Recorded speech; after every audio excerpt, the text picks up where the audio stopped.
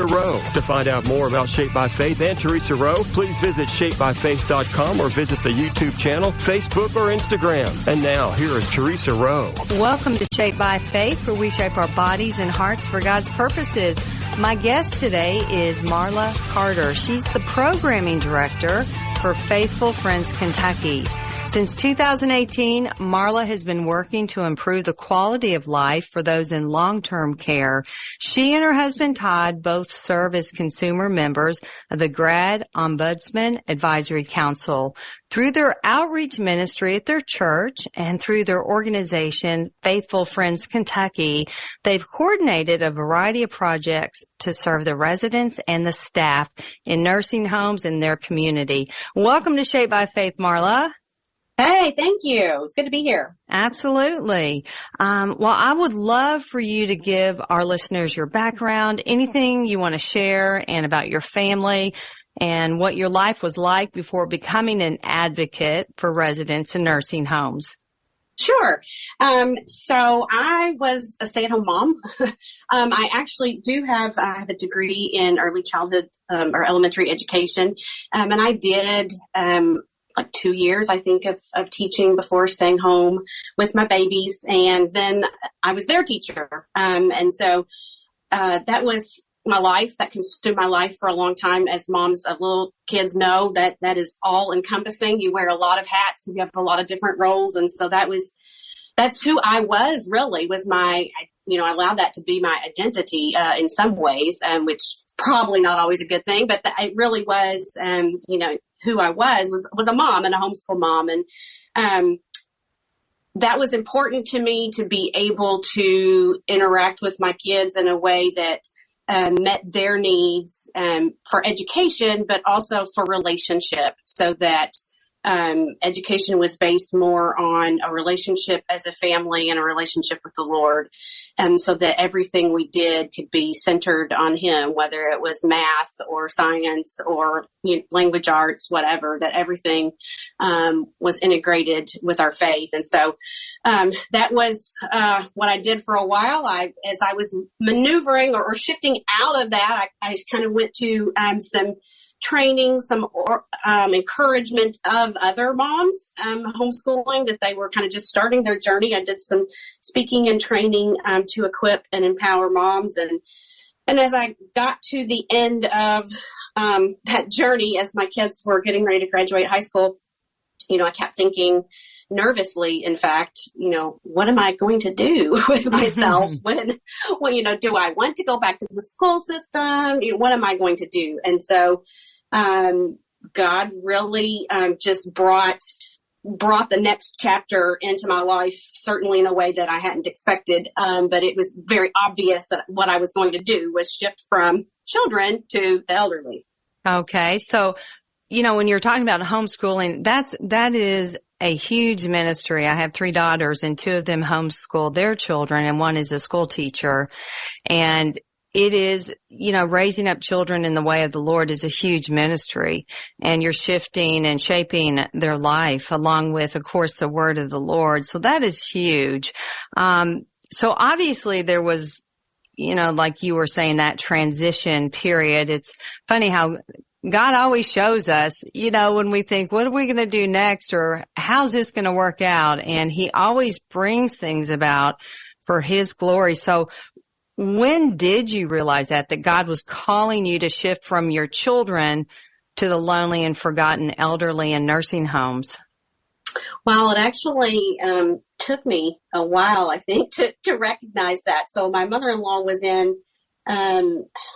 went into the nursing home in 2018. Before that, she was kind of in and out of personal care.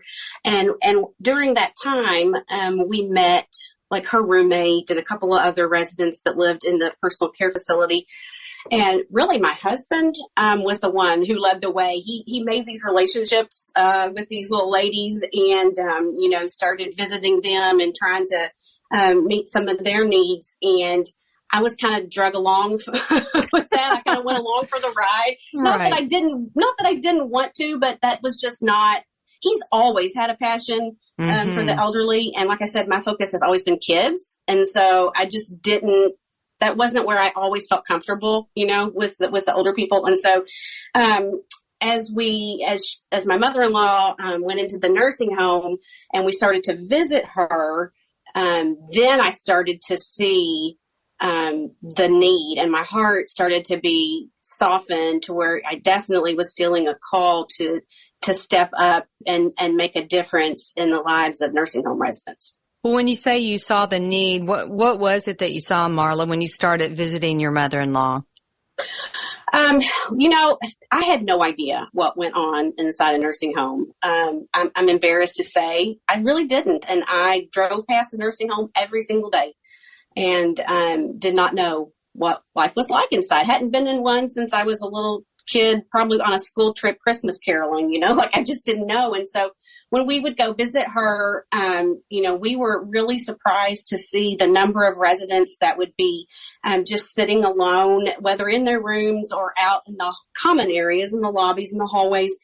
And, we visited on a pretty regular basis. And so they kind of also expected us to see us. And so they would sometimes be waiting for us and wanted to chat. And they were just so hungry for conversation. And it wasn't long before we would be there and we would have groups of residents around us. We'd be out in the lobby and we'd have all the wheelchairs in a little circle around us, or we would go with them to dinner and we would seat them in the dining room and we would sit with them and chat with them. And so, and then we realized, man, there's more people here than we can even start, there's so many needs. We started learning, did research and started reading about how 60% of nursing home residents never receive a single visitor. And in my experience, I would say it's probably more than that too. It's probably closer to 80%. Wow. But that is unbelievable that they would spend their final days, whatever time they have left, just kind of locked away behind closed doors, forgotten for the most part, and alone. Well, Marla, break down the differences between, assisted living and a nursing home. What's the difference there? Yeah, that's important because often we've learned, and we did the same thing, we've learned that the terms nursing home and assisted living are often used interchangeably, but they're not the same thing. So they are both types of long-term care. In Kentucky, there's different levels of long-term care. And it kind of breaks down into the way the facility is licensed or certified. So assisted living facilities are not licensed. They don't accept Medicare or Medicaid. They're all private pay in that way. Sometimes they take long-term care insurance, but those are generally going to be obviously your more expensive, pricey kinds of places, and they offer minimal assistance with your activities of daily living, meals and snacks, that kind of thing. They don't offer, nursing care. They're really good for senior adults who primarily need community and socialization. Mm-hmm. Then you've got personal care homes, which is kind of the in-between. And they are licensed by the state and do accept some form of state supplement benefits. And then your highest level of care, skilled nursing, is what most people are going to know as a nursing home. Okay. So those are licensed by the state and accept Medicare, Medicaid, VA benefits. And that's the highest level of care, including therapy, assistance with activities of daily living, management of your meds, therapy, restorative nursing care, that kind of thing. Right. I know we're not a physician and I don't claim to be, so please consult with your physician, but how do you know when a person should go to a nursing home versus the personal care home? Well, technically, I think you do have to meet, there are standards that you'd have to meet as far as a percentage of your activities of daily living that you can do for yourself, such as dressing yourself or bathing yourself. And then it also gets down to incontinence, actually, if you want to get into the weeds, whether or not you can go to the bathroom. You can go to the bathroom, and then also self-ambulatory. So if you can get around by yourself, now that doesn't necessarily mean walking. You could use a wheelchair, but if you can self-ambulate, then you can also still be in personal care. But once you kind of start losing those things, then you're definitely not going to meet the qualifications any longer, and you'd have to go to skilled care. Okay, we're going to take a real quick break. We'll be back with more Shaped by Faith. Everyone stay tuned.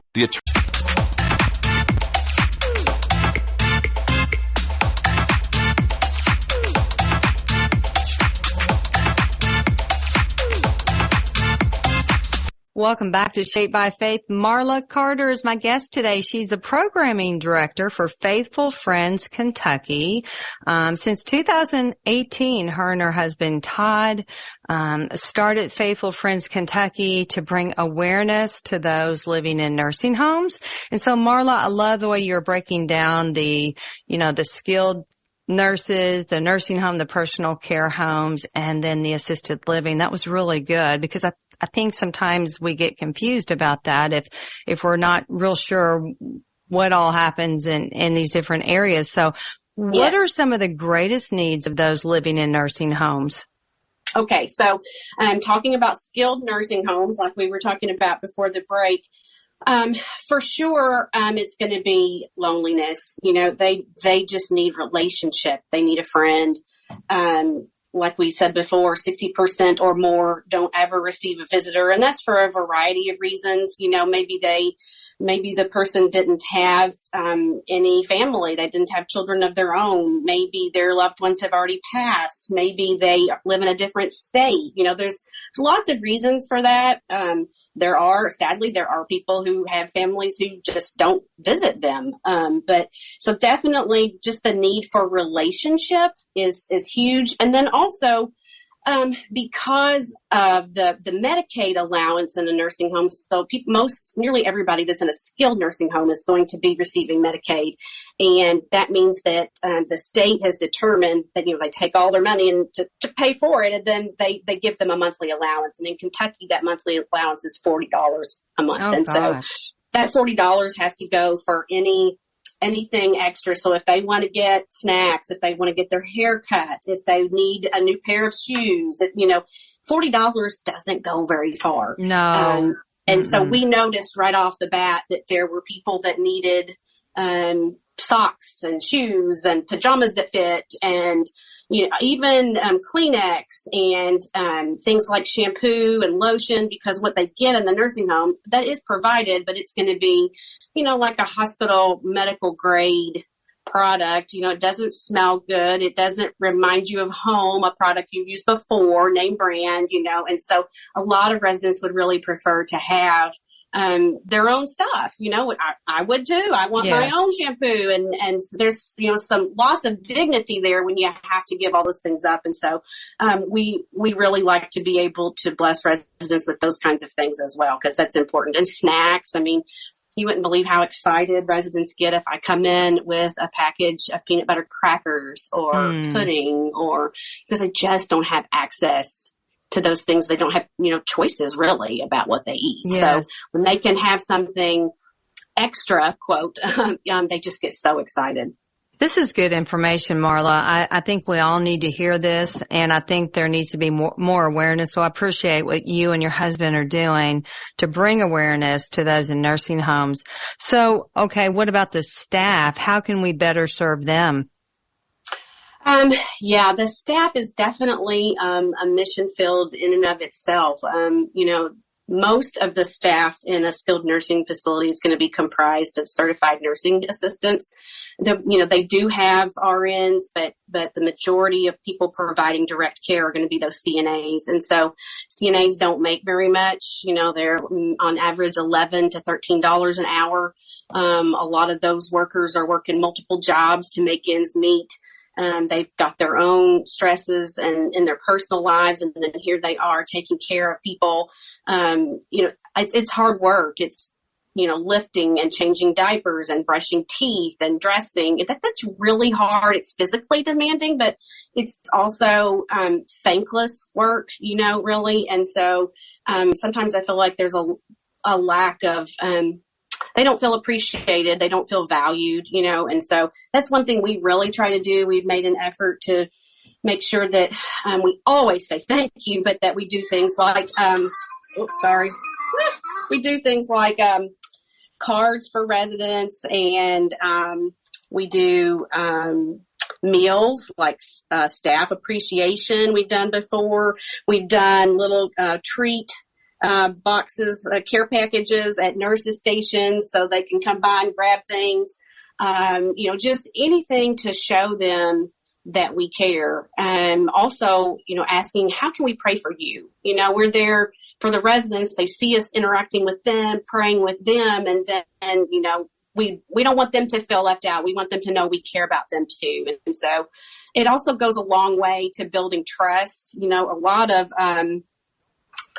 the staff can sometimes be skeptical of people that come in and stay for a while. Like, you know, why would you come here? Well, what is your real motivation? And so once they learn that you're there just because you love them and you love the residents, it really goes a long way to building trust and more opportunities to minister to them as well. And I firmly believe when you minister to the staff, it helps them improve the quality of care too, because they feel appreciated and supported and valued. Absolutely. It's sort of like when my children way back in the day were in school, I would always make sure the teacher was happy and send her snacks and treats and gift cards just to let her know how much we appreciated her. So it totally makes sense. All right. So you saw the need there and you took action. So how did you actually get started and form that Faithful Friends Kentucky? And how can others jump in there alongside of you or help somehow?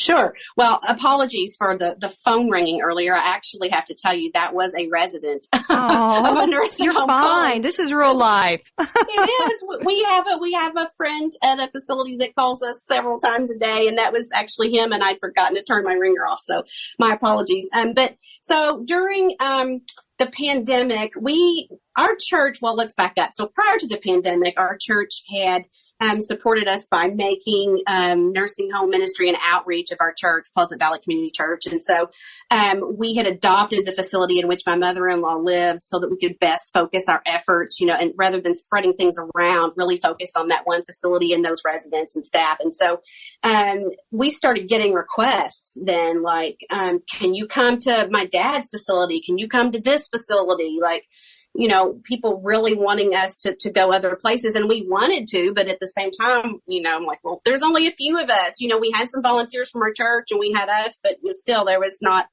we just can't be everywhere. And so that's when we decided to start Faithful Friends Kentucky during the pandemic. Then we went ahead and pursued getting our 501c3 and, you know, incorporating it so that our goal is to be able to help other churches, other people, go in and do what we've done, to learn lessons that we've learned. We want to train you so you know what to do from the get-go, and to make it really easy, because sometimes, you know, going into a nursing home can be overwhelming.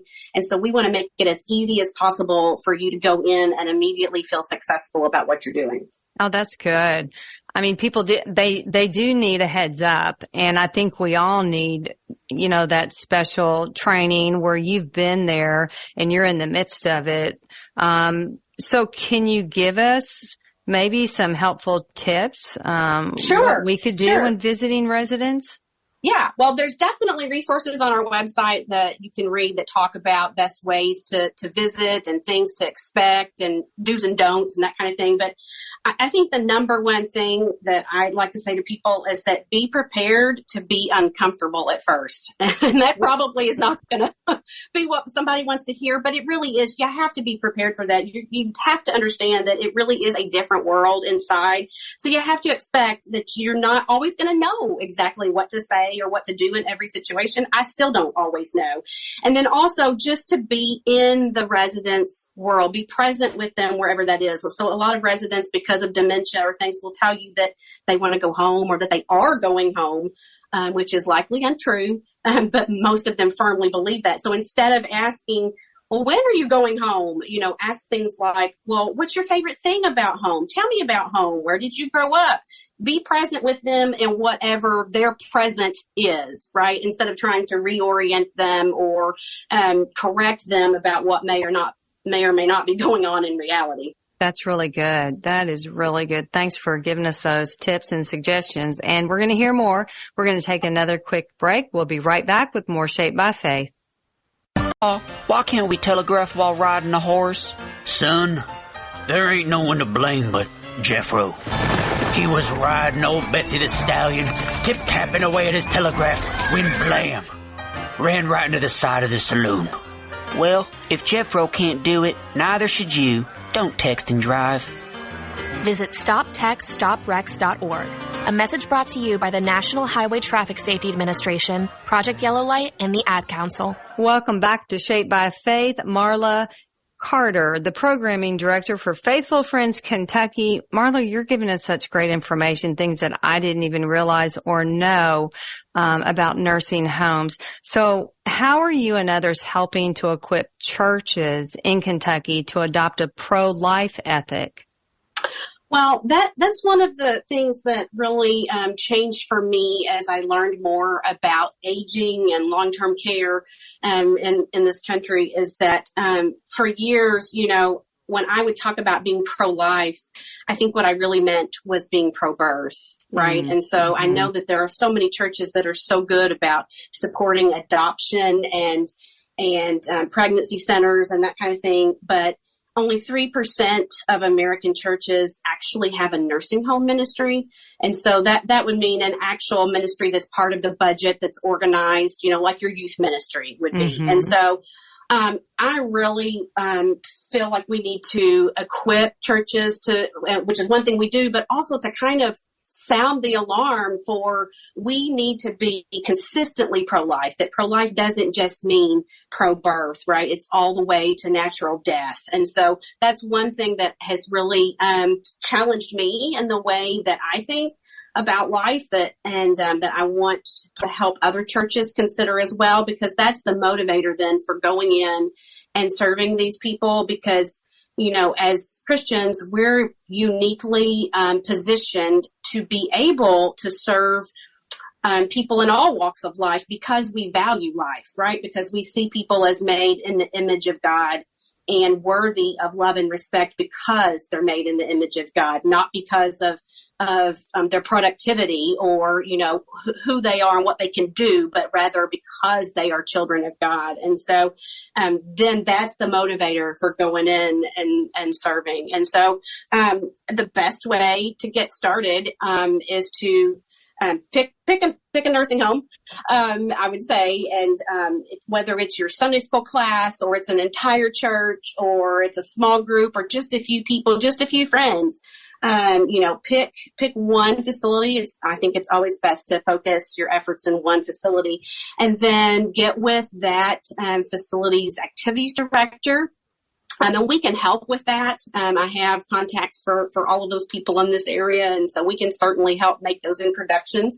And then just find out, do you have any churches coming to serve you right now? We'd really like to. And what are your needs? And so if you ask, boy, most of them are going to be thrilled to have you. So they're going to give you lots of ways you can help. So, we've done things like, we've helped with parties before. We've gone in and really just been extra hands, right, to help with games or crafts or whatever. We've done that kind of thing. We've done socks. One month in October we did Socktober, and had some socks donated for all the residents in the facility, and then we went in and passed them out. That was fun. We've done Sunday school in facilities. And that's really one thing. If a church adopts, that's one thing that I really encourage people to do, because these residents can't go to church. They don't leave really to go anywhere, sometimes to the doctor or the hospital, but they really don't leave. And so, they can't go to church. So the church has to go to them. That's and good. So we want to be able to have some kind of a service, with them to just open, kind of interfaith in the sense of we're all Christians, not denominational. I don't let those things trip you up when you're in there, right? It's just about Jesus and about the gospel.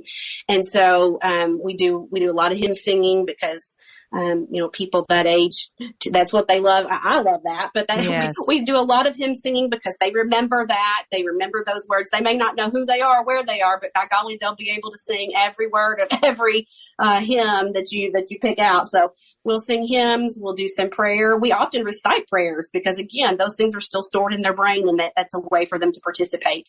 And then we usually just do a little Bible lesson, a lot of times interactive. They don't always have the ability to sit and listen, for a long time. So it's very laid back. It's not a formal liturgical kind of a thing, but again, relational, building relationships as you go, and praying with residents and praying for residents.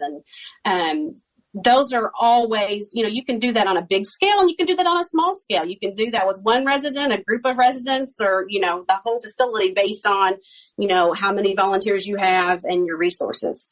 We are called by God to honor our elders and those with wisdom. And so by doing that, we are acting out of obedience to God. Yes. And I know, and we don't do it for the blessing, but I know God blesses those who bless others. And it's so rewarding for that individual to go in and to make someone happy. I mean, that is a huge deal.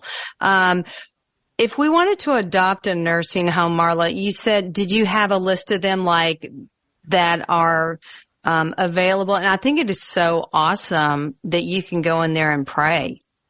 Yeah. I didn't realize that either. So. Oh yeah, absolutely. If someone wanted to contact you and they're like, okay, we would like to do this as a group, would you have that list available?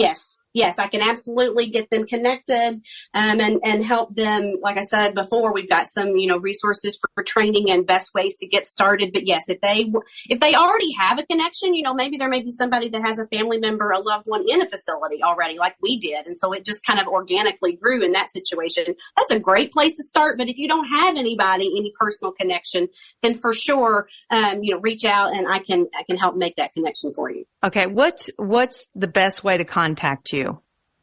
Email probably. So okay. Marla, MARLA @ffky.org. And you also have that website up, Faithful Friends Kentucky. Yes, faithfulfriendskentucky.org. And it's not, Kentucky's not spelled out, so it's faithfulfriendsky.org. Okay. We could go on and on. Our time's up, and it was such a joy to speak with you. But thank you so much for informing us about nursing homes and how we can help others with loneliness. Thanks. It was a pleasure to be here. I could talk about it all day. Everyone have a blessed day. Bye. Thanks. Bye-bye. Thank you for listening to Shaped by Faith with Theresa Rowe. Remember to visit shapebyfaith.com to find out more about workouts, the TV show, podcasts, blogs, Shaped by Faith products, and much more.